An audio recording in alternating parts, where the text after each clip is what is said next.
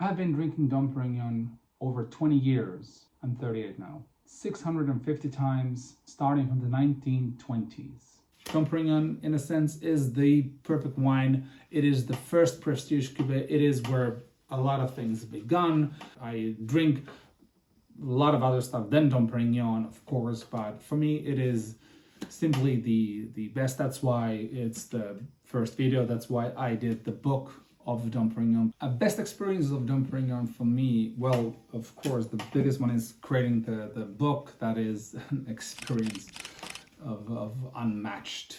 But I would start from tasting the first time, the 1985, which was the 13th of November in 2010. I had it from a Magnum. I'm born 85, so that was always my dream to have and taste my own vintage and drink that. So it was, and actually that is when I decided that I want to taste all the vintages of Dom Pérignon. So basically what this book is based on. And drinking the 92 Œnothèque in 2008, we were in a Michelin star restaurant in Finland. How that tasted at that time, because I was able to taste it at a peak. So it was something so elegant, so intense, so powerful that it changed my core of being an understanding of champagne. And then drinking the same vintage again, like last year and the year before that, is to understand how they age post disgorgement. It is something unique, and this is like the predecessor of the P2, so it's something special. And then I would say is the vertical that I did in 2011, where I had 8 decades of Dom Pérignon. So the 34, 40s, 56 and onwards, that was something completely extreme and crazy. Yes, to think of it now. Then in 2018, drinking a bottle of Dom Pérignon 1985 with the chef de cave of Dom Pérignon, Richard Geoffroy. That is a truly unique moment. It was my dream to always meet him and also to share a bottle of 85 Dom Pérignon with him, a bottle that I had sourced myself, because of course that is the main point, and to talk about champagne and to ask questions, because the winemakers are basically the only ones that can answer the questions I tend to have. Then of course drinking this bottle, 1929 Dom Pérignon, and when it was drank, it was a 91-year-old Dom Pérignon, which is the oldest I have had, and I think the oldest that currently anybody has had. If you had the 21, 10, 15, 20 years ago, of course, but it wasn't the same age. So that's something completely, truly unique, and I'm so happy that I had to experience that. After I pretty much drank everything else, I kind of lost hope to finding any of the 20s bottles, and to find a perfect bottle, it was just something insane. I will probably do videos later on it and stories, because of these are the bottles that should be just shared more, and the story is completely insane. Like, and that's why it's the cover bottle of the book, and that's why it's in pretty much all the videos, because I keep it on my desk and watch it every day. It makes me very happy, and I even tattooed it. I'll show it here, because oh, why not? That experience of the 29 is pretty much only unmatched by drinking the 1959 Dom Pérignon Rosé, which is only 306 bottles made that I did like in 2023. It's but for that there's of course several videos and stuff is going to be coming out of that. It was surreal. At the same time, we had all the best vintages of the Rosé: 62, 71, 82, 88, 90, 96, 02 and 08. So from every decade there is made of Dom Pérignon Rosé. No tasting has ever been done like that, and the whole experience of drinking all the rosés is something. Yeah, it's like you can see, it's no words. And for me, the best experience that I can always get from Dom Pérignon, it is the P2. I love drinking the P2s, but I try not to drink them so often, because after that there is absolutely nothing, and I want to always share the P2s with people that understand how special the Dom Pérignon P2 is. So It is, and to follow the progresses, because that's a wine series that I've been drinking from the first vintage, so from the 98 onwards when it was launched. So it's something that I can keep up, which is amazing. I love it. The best Dom Pérignon experience for 2024. Like, it is such a good time to drink Dom Pérignon now, because to drink the 2012, the second youngest vintage, it is just mind-blowing. It is the best young vintage I have had since drinking Dom Pérignon young vintage from 95 onwards. So it is, and it is a top vintage that is immediately accessible. It is giving out, it is, so drink that. Then the 2008 Rosé, it is such a stunning, it leaves me speechless drinking that. It is something of as close as you are to perfection, and it's from release, couple of years after release. It is something everybody should taste that, because that's how you will understand how great Dom Pérignon Rosé is. Unfortunately, the prices will go up more and more because more people will understand how special it is, but still I cannot be silent about that. It is something that everybody should taste and drink. And then of course, you need to taste something from 90s is like 95 is such a beautiful shape. Now that's something. 82 is as close as you can come to perfection when drinking the rosé, and then also the blanc is just amazing.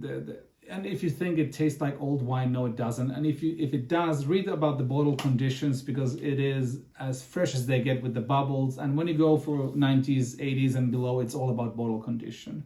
And then of course the great thing is to hunt the rare vintages. It's also something that you can do, but with just these you get to enjoy a lot. So first of all, Dom Pérignon did not invent champagne. Dom Pérignon was a Benedict monk who was born in 1638. And he is credited for 4 things in champagne. And first of all, it is to how to produce clear white wine from dark grapes. That was what he pioneered that. Others at the time were only able to do this grayish wine, and he was famous for his wines. People didn't come for Hauteville's wine, which is the name of the monastery.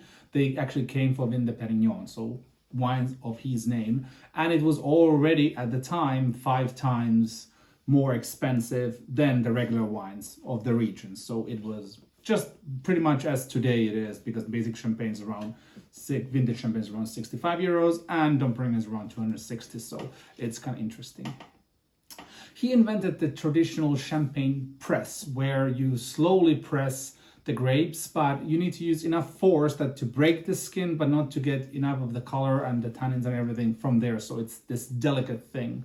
And he invented cuvée, which is the art of blending, so individually pressing plots. So this plot from here is pressed separately, this plot from here, here, here, and then from those plots he would blend his cuvée and make his wines. And he pioneered the usage of the verre anglaise, which is the stronger English glass. In my book, actually this one, there is a complete history of Dom Pérignon and everything. If you want to read more, I will just summarize things quickly for the videos. So Dom Pérignon did not invent champagne. He did not invent bubbles in champagne. He actually had bubbles in champagne, but he had no idea why it was. Tom Stevenson actually gave a good explanation for that. It is that the first fermentation, because of the cold winters, it actually stopped. And then when it's bottled, it continued in the bottle, providing bubbles afterwards, but there was no way to control this. And also it's a whole different thing. So if you want to read that, read the book, and there's more of that, because we need to continue. We have a lot of things to go on Dom Pérignon. So those are the 4 things. And the story of Champagne Dom Pérignon actually starts in 1935, so over 200 years after Pierre Pérignon had died. And it was actually the British importer of Moet at the time who asked Moet to do something special for their 100 years celebration. So they did a special bottling in this type of a bottle. This actually is the 29 bottle, so it's quite similar of the glass and everything towards that. It's also on the cover of the book. So they did the bottling. The label was the same, actually, the same shape, but there was different things. It read the name of the importer and then the bicentenary, like this things and everything on that. And actually, it was distributed to 150 of their best customers, 2 bottles each. So 300 bottles was the whole production. And inside there was a Moët Chandon vintage 1926. And the news of this cuvée spread all across the Atlantic to the United States, and they wanted to buy some.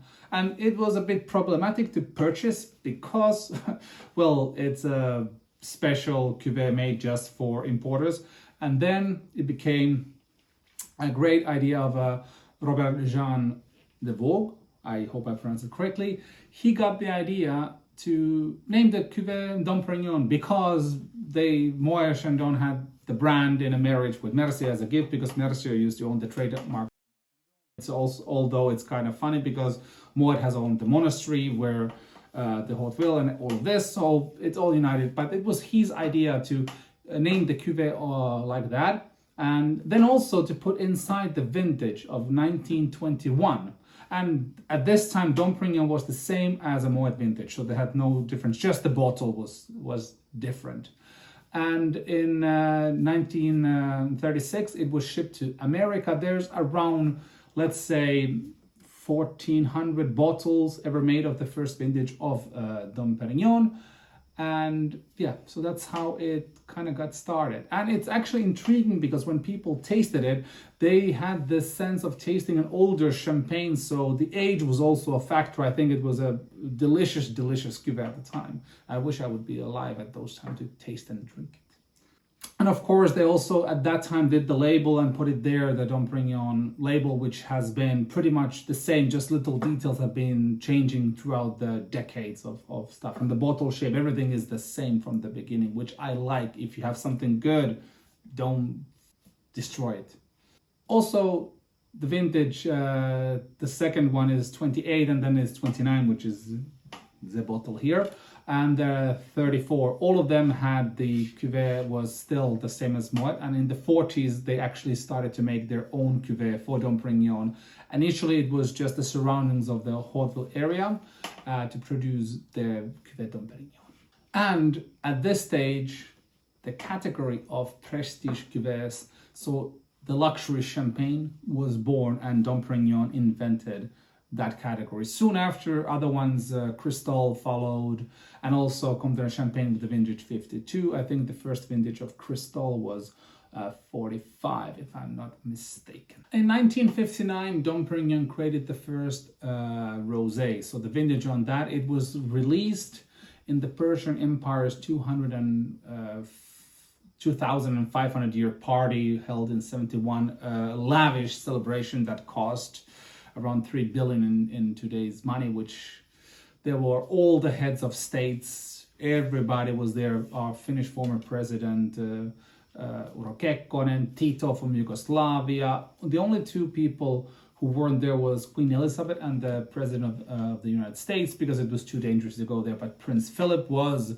drinking a nice glass of Dom Pérignon 59 Rosé. The modern era of Dom Pérignon, as we see it today, began in 1990 when Richard Geoffroy, as the cellarmaster of Dom Pérignon. Before this, the role was always split with the guy who was in charge of Moët Chandon, but from the 1990s there was the first ever position created. And Geoffroy has joined Moët Chandon actually the year I was born, so 1985. And Geoffroy changed how Dom Pérignon was doing, because, example, before in the 50s there is 52, 53, 55 and 59, so 4 vintages. The 80s there was 80, 82, 3 and 5 and 88 and also 86 for Rosé, but that's a different thing. So let's say there was 4 or 5 vintages per a decade. And Geoffroy had a different vision. He actually started to add and do more vintages, which is great, because many people don't like the vintage at the time, the 93, because of blah, blah, blah, blah, and blah, blah, blah, blah. But if you taste it today, it is actually very, very, very good. And people at the time are very, very, very wrong. as they often are. And in the 2000s, there's 8 vintages created. So now instead of listing the vintages, you can list the exceptions, which is '01 and '07. So it is pretty intriguing for me. I love do more vintages. It's more to drink, more to explore. And also, I think for winemakers, I know for winemakers, it's more challenging, so it's more interesting. And then in 2005, Vincent Chaperon, the current cellar master, chef de cave of Dom Pérignon, joined, and alongside with Chef Ra, he worked until Chef Ra's retirement of 2018, and then now continues the same path what they did. And Vincent loves rosé, so the level of rosé is on a completely different level. It was insane before, and it's even more insane. Taste the 08 and you'll understand. And also the creation of the P2s, and I will tell a bit about that. So in 2000, it was launched, the Œnothèque.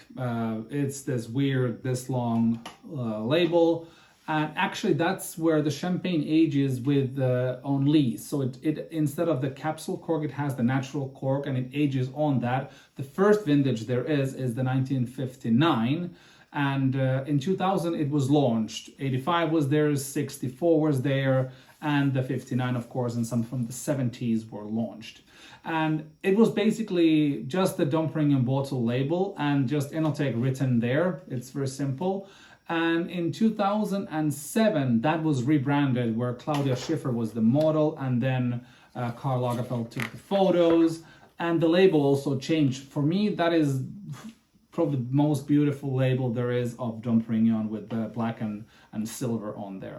I just adore it. And it continues in 2014. To differentiate this, there was the P2 and P3 series was created, and I think that is extremely amazing. So in today, now the news that the youngest vintage of P2 is the 2004, and that has aged longer on lees, so the wine keeps on developing and releasing more aromas and stuff, and it's just a different level of wine altogether, and I encourage everybody to taste those. But before you do, also taste something else so you actually understand what you are tasting. If you have money, don't just go and drink P2s, just buy something else first. Taste everything, and then you're ready for that, and then drink something more again, and then go back to the P2, and then you understand what it actually is. The history you have now been watching for several minutes.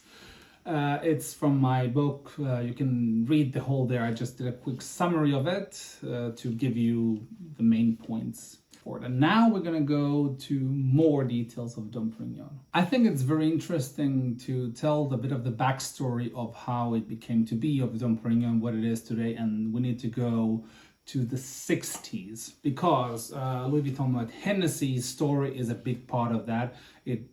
So basically, in 1962, Moet Chandon was listed in the stock exchange, and a year later, they acquired Ruinart. Then in 1971, Moet merged with Hennessy, creating Moet Hennessy. And Hennessy is, of course, a cognac, if nobody knows that. I hope you do. It's delicious cognac. I encourage you to taste and drink. It's good. Very good. And Bernard Arnault created Louis Vuitton Moet Hennessy in 1987. So that is when everything got started. And since then, they started to acquire more brands, more vineyards. And actually, in 1990, Moet Chandon acquired Lanson. And then some years later, they sold it, but they kept the Grand Cru vineyards. And I believe that that's also a big part why they could up the production of Dom Pérignon, because you need the best of vineyards to produce the best of champagne. And if you buy a couple of hectares a year, when you produce millions of bottles, it kind of doesn't make a difference. So you need to buy more and more and more, and buying whole brands, keeping the plots, and then doing all. They did the same in the 80s with Andrea. Actually, then Veuve Clicquot was the one that was buying, because Dom Pérignon belongs to the big umbrella of Louis Vuitton Moet Hennessy, where there is, of course, Krug, Ruinart, Veuve Clicquot, Moet Chandon, and then Janison is the new added, and I already said Ruinart, and then Armand de Brignac is also there for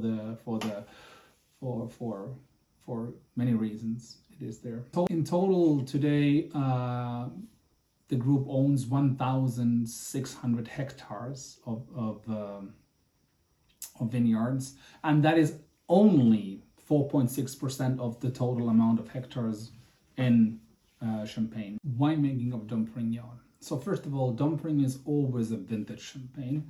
And to understand how rare this is, basically just 6% of whole champagne production is a vintages.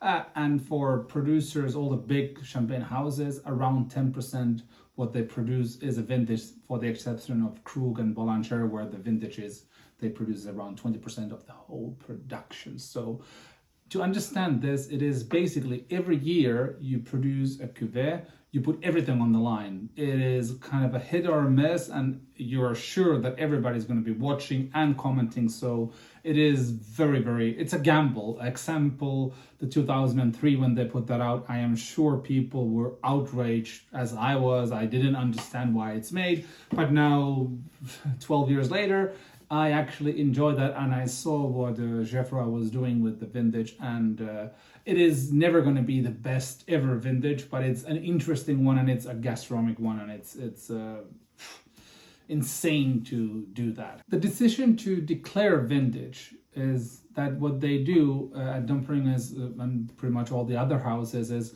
so on April, March of the following year of the harvest, they create the blend, and then they make the decision, do they do a vintage? And if they do, it also means that the P2 is done at the same time. So the vintage 2004 P2 was put into a bottle in March, April of 2005. So, and it ages under natural cork, so there's no way of doing a vintage more of P2s or P3s anymore. And P3s, of course, continue after the P2 is disgorged. It's a different thing. We can do more videos of that later.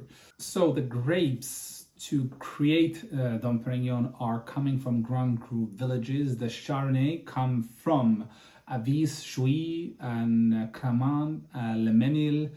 And the Pinot Noir comes from Ailly, Bouzy, Mailly, and Verzenay. The only exception is the Premier Club plot from Hauteville, whereas the monastery where Dom Pérignon used to work on the vineyards, that's the only exception that is included in the blend. And just that you know, there is 17 villages that are classified as Grand Cru, and then there's 43 villages that are Premier Cru, and in total, altogether in Champagne, there's 319 different villages. The winemaking style of Dom Pérignon could be labeled as extremely reductive, meaning that there is no oxidation after the first fermentation, and they only use steel tanks, no oak at all. Both Geoffroy and then Vincent Chaperon have been saying on several occasions that this is the key for the long, extra long lifespan of Dom Pérignon. And also, it is interesting because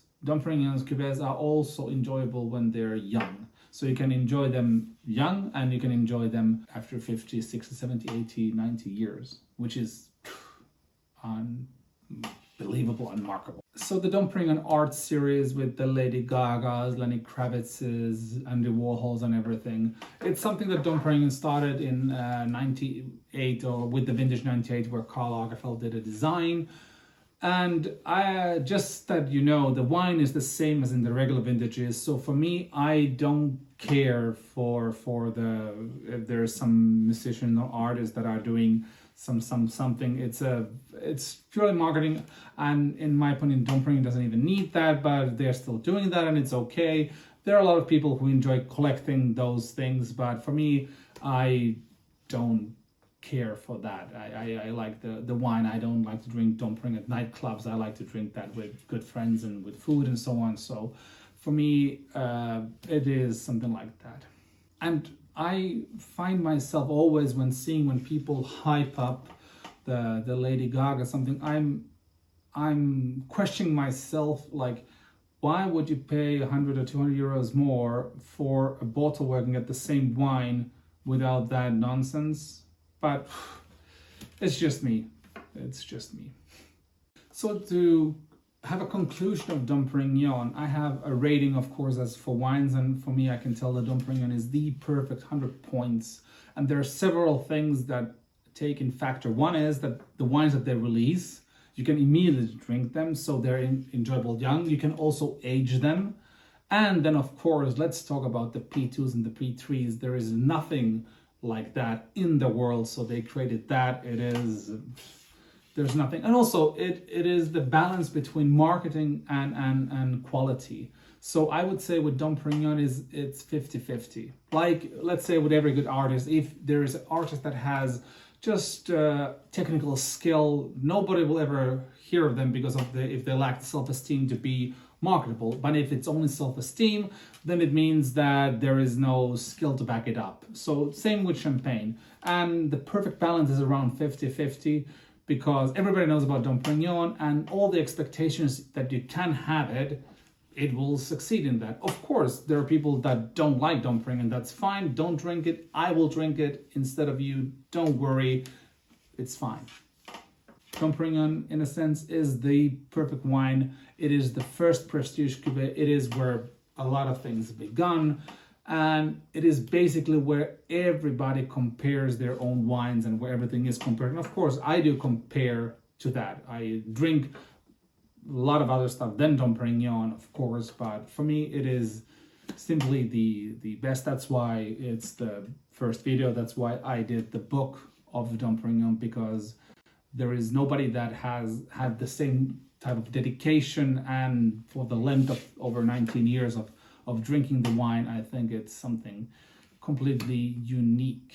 And in my sense, I'm not just ending my career, I'm actually beginning it, and I don't consider myself as a champagne expert or critic. I'm a writer who loves and adores Dom Pérignon, and an independent writer, so I get to do what I want, how I want, and that is something. And I have you guys to thank, because people who buy my books are actually the way to finance these videos. I want to do high quality content for internet about champagne and wines, and I want to do it for free because that's it. And I think internet is lacking content like this, which is